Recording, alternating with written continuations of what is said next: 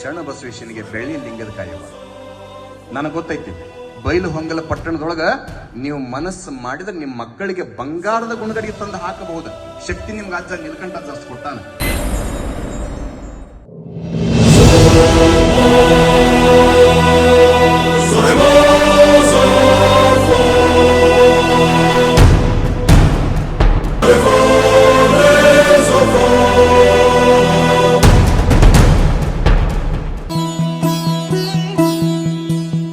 ಮಣ್ಣಿನ ಮಗನು ಇವನು ಕೊಡುಗೈದಾನಿ, ಚಿನ್ನದ ಮಗನು ಇವನು ಅದ್ಭುತ ಜ್ಞಾನಿ. ಜನಸೇವೆಗೆಂದೇ ಹುಟ್ಟಿರುವ ದೇವರ ಕುಲವು, ಇವರ ನೆರಳೆ ಬಡವರಿಗೆ ನೂರಾನೆಯ ಬಲವು.